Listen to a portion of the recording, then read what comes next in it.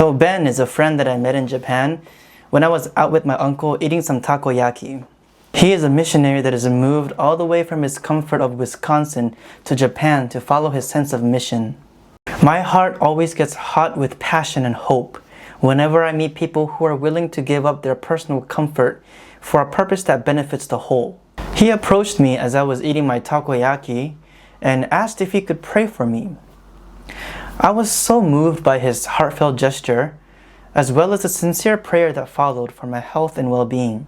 We exchanged our contacts, and as I showed him my social media, I asked him if he would be willing to help me in my next video. What do you think it is that separated you from somebody else who might have given up after they lost a limb? Simple thing, choice. I chose this way, so I am going this way. Another person chooses another thing, then they go that way. Mm-hmm. That's true. And but oftentimes humans we lack resolve, you know? So what keeps you going? What is the thought that continues to inspire you and make you do hard things when you could easily just stay home and maybe be comfortable and quiet in your own mind? What forces you out into these sort of situations? I think it's a character of a human. Every human has it, but some people choose to follow that character and some people choose to follow a different character. And the character that inspires a human to keep going, everyone has it, and I simply chose to choose that one. I see. The thing that keeps me going is my purpose, my ministry. So I'm asking, do you have a sort of purpose like that as well? And what is that purpose? My purpose is to bring humanity to a state of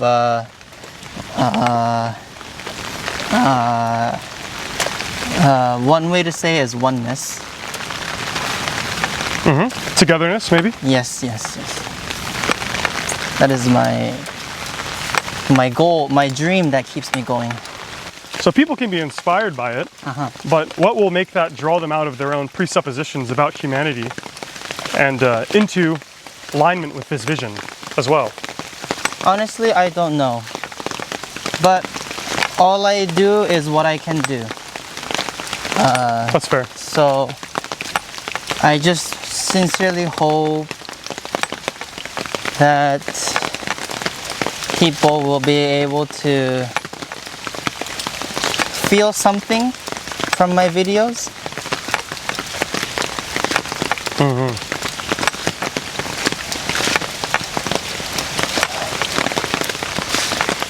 But you know, you can never, future is something you cannot predict. You never know the future. Right now, a bear might come out and maul us right now. That's true. All we can do is set a goal and take action towards that goal. That's true. That's all we can do. Yeah. Maybe my goal for now is not getting mauled by a bear. Yeah. It's a good short-term goal anyway. I don't know if it'll work out in the long term though. And what's important is we find the goal and the action that will allow you to die comfortably.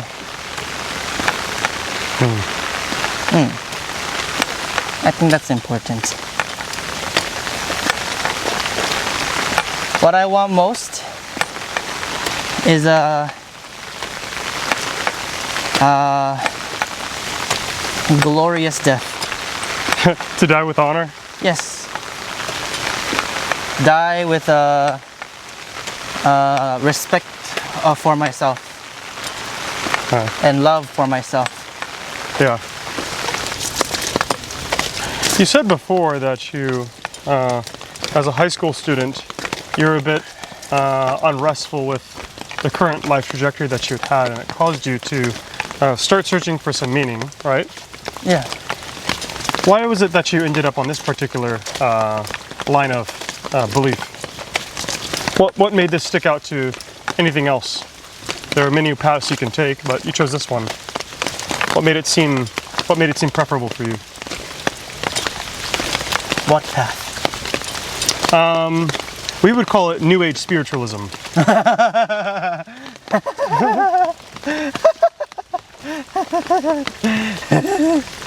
That is so funny. Wow.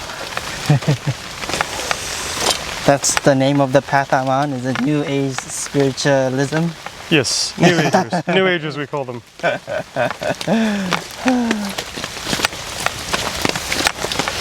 If we must put a tag on it, but it's pretty general. I don't think there's different paths. I think there's only one path. One path humanity as one is heading down towards. Eventually, yes. No, even right now. Long dark tunnel humanity is going through. Long dark tunnel. There's a light at the end, and deep down we all want to reach that light. What is that light? It's just light. Light is just light. And people give it different names, but in the end, it's just light is just light. What does the light mean for us, though? When I ask what is the light, I guess maybe I'm asking for like a definition. Like, how would you know when you reach the light? And what should I feel when I reach the light, so that I'll know? That one you just know. Do I reach light when I'm living, or is it when I'm dead? Under your belief.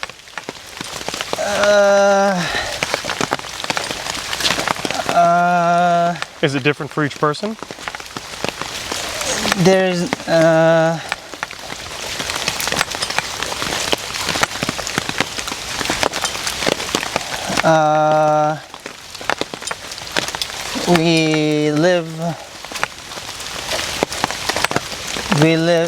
we have this journey called life, right? Yes. Journey called life.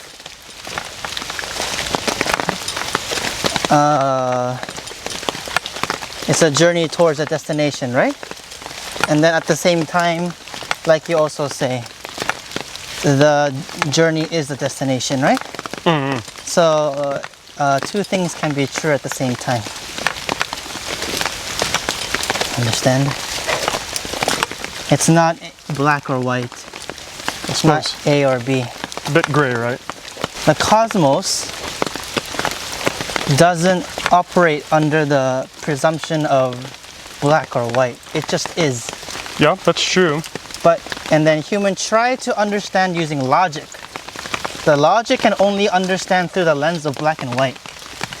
So it gets close to the answer, but it's not the exact answer. We do have spectrums in science, though. Yeah, so now we are now getting to the point where it starts to merge, and we call quantum science, quantum physics. Quantum physics, where two things can be simultaneously true. Yeah. So we are, yeah.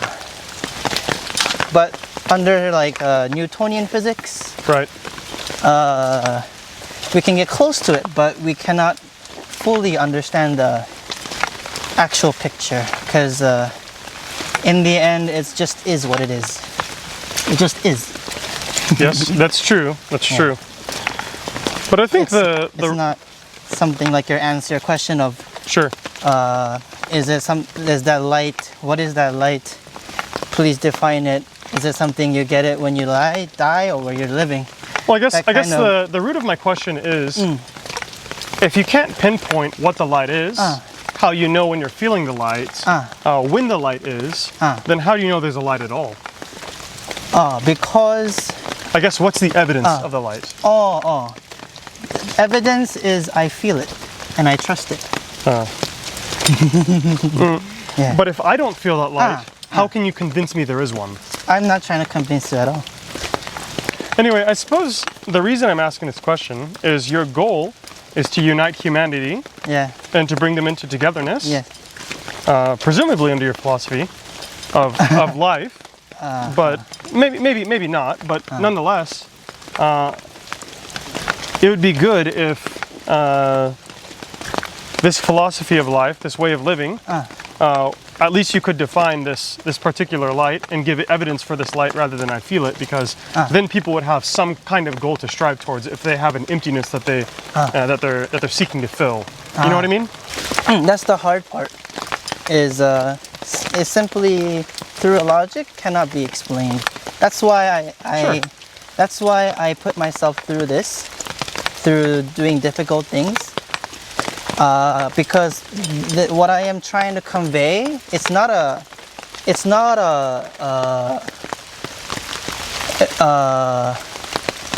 persuasion or anything. It's not a persuasion that of a certain philosophy is not my goal. It's only a feeling that I want to convey. Since your goal is to unite humanity, Yeah. give them a message. I love you.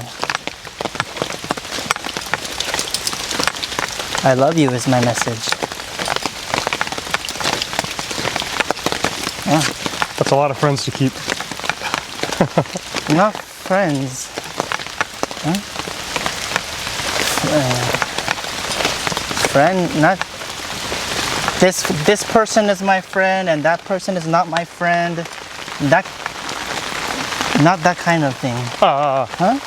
More transcendent love then. I'm human, you are human, we are one. Maybe the Greek have 4 kinds of love. Of course, as English-speaking Americans, it's difficult for us to say, I love you because I also love hamburger. I also love my dog. Me You too. know what I mean? Yeah. But the Greek have a great way of displaying it. They have 4. They have eros, which you know, it's romantic love. They have storge, which is the love between a parent and a child, usually father and son. They have phileo, which is love between brothers. Maybe this is the kind of love you're talking about. Maybe. Yeah. Of course, there's also agape, which is God's love towards humanity.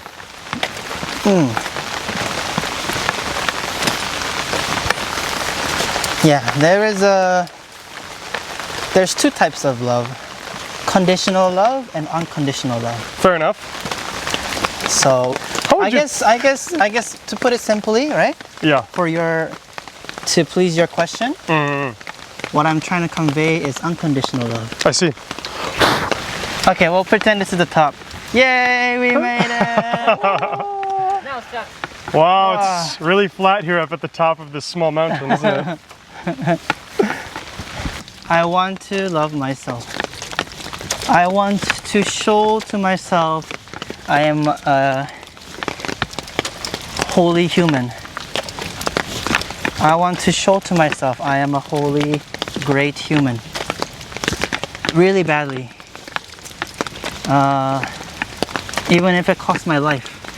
Every human you meet is a teacher heaven put in front of you to learn something.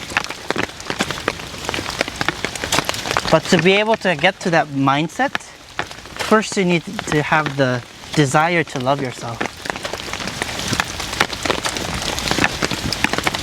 Like why you want to build character and why you want to uphold a life of your faith, because to be able to, one way to say is be comfortable with your own self. To be able to rest easily every night. It's certainly a good side effect, isn't it? The ability to put your hand on your heart and say, I'm proud of myself. I Yeah. love myself.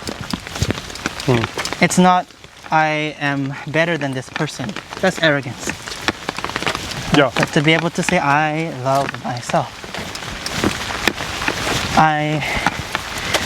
Be able to be touched by yourself.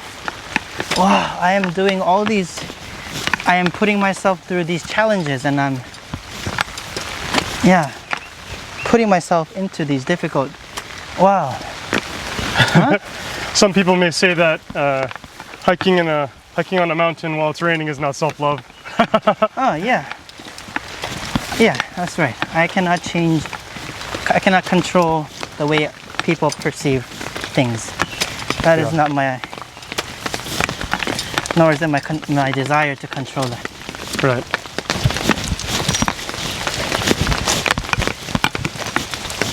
What's important is I have an honest desire.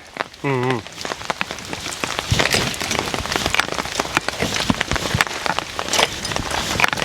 With myself.